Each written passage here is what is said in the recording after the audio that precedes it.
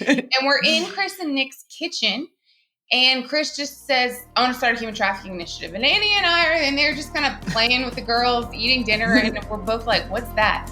And then you told the story about how you had just come back from Thessaloniki. You saw all the posters. You started doing your own research, and just something you're like, I don't know what we're going to do. I don't know how we're going to do this, but I want to start it. And literally that's how it began in your kitchen. Hey everyone, I'm so glad that you've joined us today for the Life and Leadership Podcast. I am pumped about today's episode. Now, if this podcast is helping you, we'd love for you to leave a comment or to share this with a friend, and be sure to subscribe so that you don't miss one single episode. It makes such a difference when you let people know. Well, today on the podcast, I am joined by my good friend of 2 decades, and her name is Natalie LaBorde, and I know you are going to love Natalie. She currently serves as Executive Counsel for the Louisiana Department of Corrections. Now, prior to her current role, she served in various leadership roles in the Louisiana Governor's Office and the Department of Corrections. Natalie has a bachelor's from Louisiana State University and a Juris Doctor degree from LSU Law Center. She's a member of the Louisiana State Bar and is licensed to practice in Louisiana. While in law school, she co-founded the LSU student organization Tigers Against Trafficking, which still raises awareness to this day about human trafficking in the Baton Rouge community. I cannot wait for us to dive in today. So here is my friend for almost 2 decades. You're getting old. I don't care what you say, Natalie. No, it's better. I tell everyone I loved that decade of life, and it gets better after that. So, you know, all you have to do is keep living, and you're going to get to my age.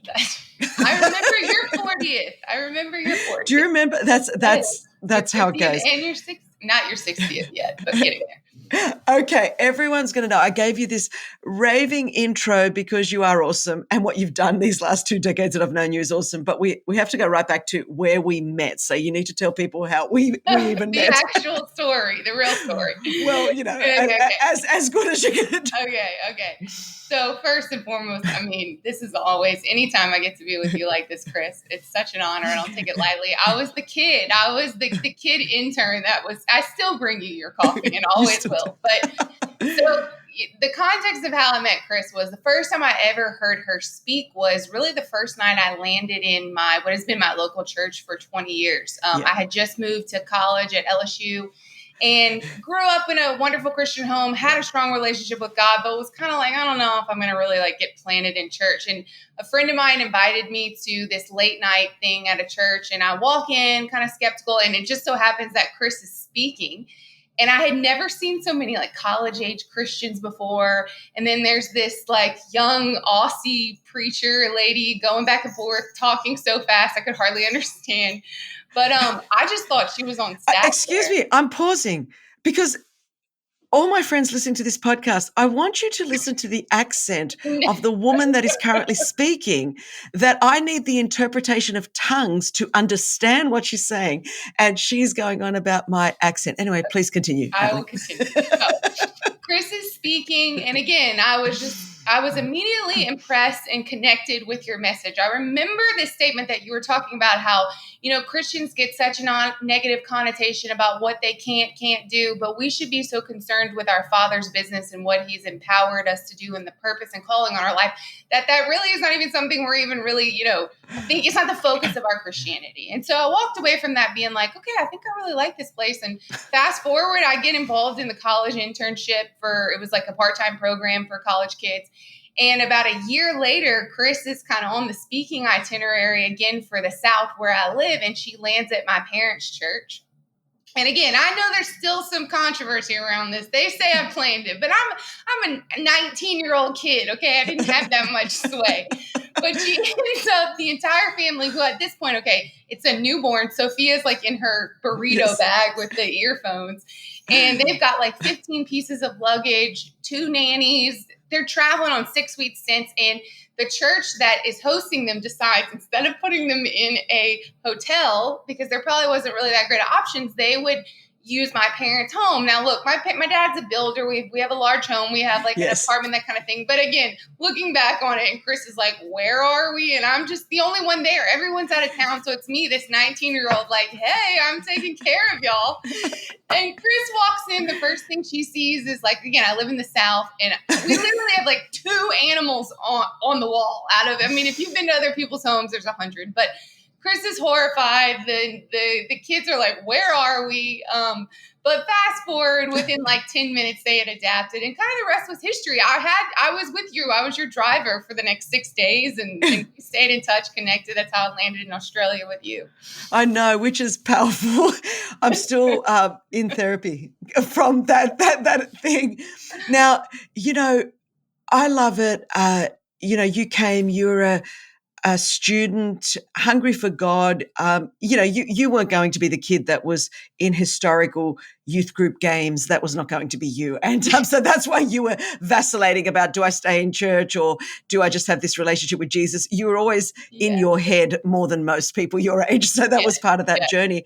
But then what made you come to Australia? And we're going to get into the A21 story because people do not know how woven into the fabric of the foundations of A21 you really are. But what would make a young woman living in Louisiana come all the way to Australia? Yeah. Well, it was kind of, in the literal sense, the timing was perfect in that when I met you, I had just come back from study abroad in London, and you meet all these people who were taking this gap year between undergrad and grad school. And I had it in my head. That's what I wanted to do. I'd kind of primed my parents for it. They were good with it. And then also, like I said, from the first moment that I heard you speak, like your message resounded so much with me. I bought every resource that you had. I say I bought via my parents' credit card. I'll tell you that. I still to this day have them. Like I keep, it's just like a reminder. I had all the DVDs, all the CDs, but you had such an incredible message on purpose and destiny and calling and using your life, this one life that God has given you to impact your world. So fast forward, and then I met you, and like I said, we were there for a week, and you just like Chris Caine, like only Chris Caine can do. Like she was like, nah, nah, nah, nah. And then like, by the end of that week, like she probably, you had deconstructed my entire heart, mind, and soul, but you just threw it out there in passing. So what are you doing when you graduate? And I was like, I don't know. I think I'm going to take a gap year. I knew I'd wanted to go to law school. And you just said really fast, you should come to Australia. And I was like, well, what am I going to do? And you're like, I don't know, come intern, we'll figure it out. And knowing you now so well, I was like, she just threw it out there and then walked away, and to see, I think, if I would follow up. And so about a week later, I talked to my mom, talked to my parents, and they were like, sure, all right, let's do it. So it was going to be in a year from then. I still had a year left of college, but we had a plan there, and something just inside, I actually asked myself that question, because you look back and you're going, I was a kid. Like, what is it in me that knew this is the next step? Like, whereas my friends probably from the outside looking in would have said, that's crazy. Why would you go? You just graduated college. Why would you go be an intern? You have these opportunities. But I knew, like, I was really beckoned, and that year will forever be so instrumental. I mean, it changed my life in so many ways. And just what you deposited and poured into me, I did life with y'all there. Which you did. And you also smashed up a couple of cars, and it was fantastic, but we're just going to go over that. We'll never live that down. But here is that, like, you and Annie, who is now, our global HR director for A21, but you were there, really the first two that were there when I started to have this vision for A21, what is now has become A21. So, you actually went on the very first sort of reconnaissance mission with Annie to go, I just sort of sent you out there, go and have a look at what's happening. Like, what are people doing to fight trafficking? So talk a little bit about that adventure with Annie. So I will never, as long as I live, forget it. I had probably been in Australia maybe 3 or 4 months. And at this point, I mean, I've probably seen Chris like 6 times, because y'all are doing these stints around the world, and you would come in and then it would be like all in, like the entire time, like we're with you 24/7. And we're in Chris and Nick's kitchen. And Chris just says, I want to start a human trafficking initiative. And Annie and I are in there just kind of playing with the girls, eating dinner. And we're both like, what's that? And then you told the story about how you had just come back from Thessaloniki. You saw all the posters. You started doing your own research and just something you're like, I don't know what we're going to do. I don't know how we're going to do this, but I want to start it. And literally that's how it began in your Yes. kitchen.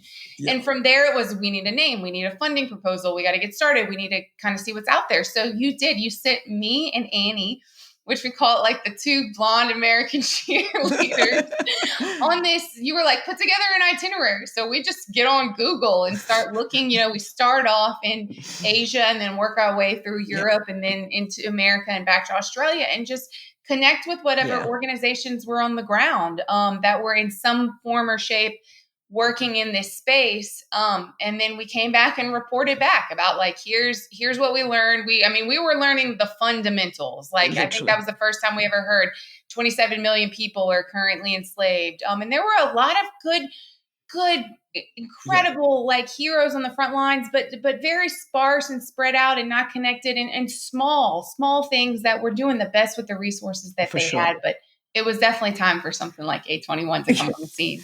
It was. When do you think of those early? That you were the first conversations. It's so. Does it blow you away seeing what has happened now, 20 years or 16 years later? It still does. Like, I was recently. When was that? It was in the last Freedom Walk. I was there. It was a couple months ago, and I'm telling you, it never gets old. I get choked up, and it's crazy. And I mean this in a good way. There's a whole team out there and none of them know me. They don't know me. They're like, oh, are you here for that? And I love it. I'm like, just look at the different generations that have come and the scope of the impact. Like, I just sit there and I'm like, oh my gosh, this started on Chris and Nick's floor. And it's been such a reminder in my own faith walk with the Lord, because I had at such a young age, right when I was transitioning into adulthood and going, in my own path, to see something start with a vision and then materialize all that it is today. And that is something that I routinely look back on to give me faith in my own journey. Well, so do I. Well, just to make you feel better, I often go to places and they ask me, they go, have you heard of A21? But literally it makes me so happy. I'm like, I've done my job. When people are asking me. Billboard, or the time I'm in the bathroom in an airport and then you're like, do you or someone you know? And then I see A21 and I'm like, oh my gosh, we're in the bathroom. That's how I go, we are at Heathrow Airport on the back of the truck. I still think like, that. Never get ever. And so, this is beautiful because it's actually helping through your story, people map a leadership journey, because other people will be thinking to be where you are. Did you map out this strategic plan at 18 of how you're going to end up doing what you're doing now in, across the prison system in Louisiana? But I want people to see that, no, it's not actually measured quite that way, because then you come back to America to go to law school, which, bless you and anyone that goes to law school and has to take those exams that you all took. So you need to be canonized. But But you didn't just do nothing. You start Tigers Against Trafficking. So that to me is wild, which still exists today. It does. Yeah. And I always say, it's like, no, I didn't map it out. I think there are natural mile markers, that you steward wisely, like clearly go on to, finish high school, go on to college, identify what your strengths and your passions are, and use those as roadmaps. And that was for me with law school. I knew since I was a little kid, I wanted to go. I couldn't have really told you why, but yeah. So wrap up that year that I spent with you. And I'll never forget at the end, it was like our last night, and y'all were so gracious. Like, it was like a family, and it's kind of sending me off, but like, this is Hotel California. You can check out, but you can never leave. And you were like, all right, now, so you're going back, you're heading off to law school. So what are you going to do with your life? And I was like, what do you mean? You were like, what are you going to do with that? And I'm like, I'm going to school. But I got what you were getting at. Like, you were just planting that seed of like, no, you have just spent this entire year where so much has been deposited in you on a spiritual level, and then literally when it comes to human trafficking. So I remember the plane ride home, and I was like, oh man, she always gets me like this, And it was, I hadn't been back a month yet. I had started law school, and man, those first few weeks you're just drinking from a fire hose. But I was with one of my best friends. I told her about everything I just seen with at the time. It had become A21, and it was the first office Phil was moving to Greece. And I was like, what can we do? I don't know. We got to do. And we were just like, let's host a fundraiser. I don't know. Let's host a 5K, that kind of thing. And it began with that. And an incredible adventure. It was two of my best friends from college. We started what became Tigers Against Trafficking just because we needed a name for our event. And then as we started, I really implemented what I had learned through and serving under y'all about team and vision. And this team grew under us, and they were just so hungry. And we realized they didn't want just one event. They wanted something to be a part of. And so, that was maybe 15 years ago. And it's still in existence, a strong presence on LSU's campus. And they don't have any clue who I am, which again is always like awesome. You're like, oh, that's awesome. Tap 5K. So that's kind of how it all came to be. I love this. It's so practical and helpful, and hopefully people can see behind the scenes of how you've got to be faithful with whatever's in your hands. So whatever season you're in, wherever you are, you're faithful at that next step. So we're going to continue that journey. So you finish law school. And then? Yeah. And so it's crazy how TAT played into this. So when I finished law school, I went immediately to work for the governor at the time, Bobby Jindal, for his executive counsel. And the way that I landed with her was, rewind about 2 years before. And I am hosting I think it was like our second Tigers Against Trafficking event, giving a little spiel about my experience, A21, what we're supporting. And who later would become my boss, the executive counsel's in the audience. Her name was Liz Merle. She's now our attorney general. Shout out. But she heard me say I was a law student, and she's an attorney, former professor at LSU. And I get a cold call email in class one day that just says, "Hey, Natalie, think we should talk, looking for a law clerk. Are you interested?" And I don't even really know anything about government work. So I go, sure, that'll be great on my resume. So I go work for her for my last year while I'm in law school. And she's the one who pitched to me and said, look, you have a lot of opportunities, but this will be an experience that none of your classmates will have. Wow. Come work for me for 2 years, and then I'll help you do whatever you want to do after. And it kind of the rest was history after that. I land in the governor's office. And I always say, if you keep your head down long enough, man, there's a lot of turnover real fast. And I was there for about 5 years and ended as deputy chief of staff. But it was incredible. Got to bring the human trafficking focus there. Talk a little bit about that, because that was quite historic, what happened in Louisiana. Yeah. So again, these are the early days in the United States. And when you would bring up the issue of human trafficking, I remember as we're promoting it through TAT, people would say, yeah, we have a traffic problem, like literally cars. And it really started to get kind of on the radar of key people, some legislators who were like, we want to put some more legislation in place. Because I think maybe the year before Louisiana had its first made child trafficking a crime, but it was very first iteration. And the same thing you were starting to see in other states. Well, through my work at the governor's office and then my boss really championing what she had known I had been a part of, we were able to put together the most comprehensive legislative package that had ever been done at that point in the United States to increase the penalties, provide victim assistance, funding for law enforcement, and then pave the way for what would eventually, with the next administration, become a permanent office inside of the governor's office. And it's called the Governor's Office of Human Trafficking. But whenever that package was passed, Chris flew in and she was a part of the bill signing. And we heard from a former victim who had been rescued and served by some of the organizations on the ground. And again, it gets me excited thinking about it, because I could have never foreseen that as that kid who got on that plane and moved to Australia. Well, I'm just thinking, about however long that was from sitting in that kitchen and then 7-8 years later, signing with the governor. Like, you just go, are you for real? This is how this stuff happens, guys. This is where it's working out. Okay, so you're in that office, and I know you love your state of Louisiana. I tried to get you out of there a lot, but you just wouldn't budge. And then what happened? I know.